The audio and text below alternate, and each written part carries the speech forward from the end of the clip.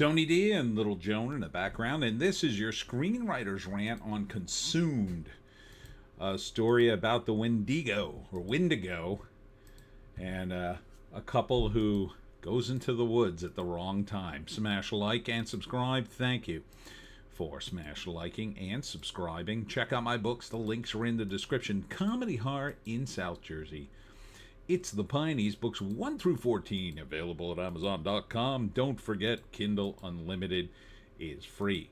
Thanks to all who came out to the Valenzano Winery tonight from 5 to 7 for my talk on how to hunt the Jersey Devil. It went so well, I did a second talk and sold some books. So thanks all who came out. I'm sure we'll be back there at some point. Tomorrow I'll be at Mood's Farm from 10 to 5, so don't miss that, in Mullica Hill. All right, see who wrote this thing. Consumed. Holy crap. How am I supposed to read these? Written by David Calbert. Directed by Mitchell Altieri. Okay. Courtney Halverston stars. Mark Familgetti and Devon Sawa. So it appears to start with the couple, having a nice time in the woods, camping. And then the next day she wakes up, and he wakes up, and they find like a shoe with maybe a foot in it, or some bones. And then a guy like pulls her into the darkness and tells her to be quiet, and there's some creature in the woods. This is from the executive producer of the Chainsaw Massacre. I assume that's the newer one. And so this dude is hunting a Wendigo. And I'm not sure if it kills her boyfriend or not. I think it does, or it injures him at least, because I think he's out of the mix. Here you can see the Wendigo in the background of this. The Skinwalker, as they call it. And so consumed because the Wendigo will eat you and wear your skin and then take your place. I mean, there's a bunch of different stories, but that's sort of it. Kind of like a very evil Bigfoot, because it goes back into Native American lore. The Lenni Lenape have their own version of the Skinwalker or Wendigo. I forget what it's called. But, yeah, I guess that's her boyfriend there. He must have got injured. And then some crazy dude is trying to help him. But he's also hunting it. So it don't look bad. It don't look bad. Looks like my kind of horror movie. It's got a good historical folklore tie-in. So, yeah, I'm down. So first act. The couple goes into the woods. They're having a nice time. Everything's great. It's very romantic.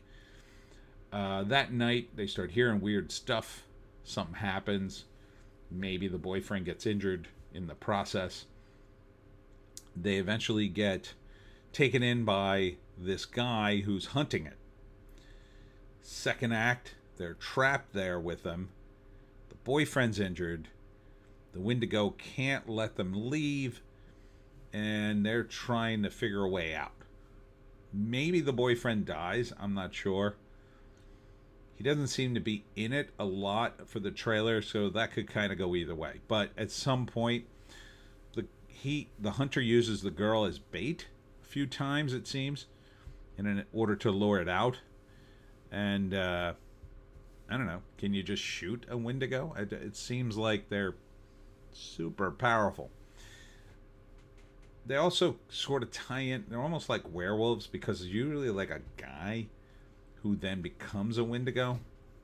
So maybe the boyfriend becomes the Wendigo. Maybe he kills one and then the boyfriend becomes one. I don't know. Third act, they kill it, and this guy probably dies in the process, or she kills it. It looks like she's gonna kill it. She figures the one thing out that this guy didn't figure, because he's been out in the woods God knows how long hunting it. I don't know if I totally buy that, but I would give it a chance. I like horror movies like this. They tie into folklore and history. Um, let's see the write up on this one. I have a feeling it would give us some more information. Consumed. When struggling journalist Sarah Simmons finds herself stranded in an idyllic New Hampshire town, her unexpected visit turns into a nightmare. Well, they don't seem to be in a town. They seem to be in the woods. Writer Carlos Foglia. Am I got the right one? I don't think I do. No, this looks like a different movie. How many consumed movies are there? Let's try this again.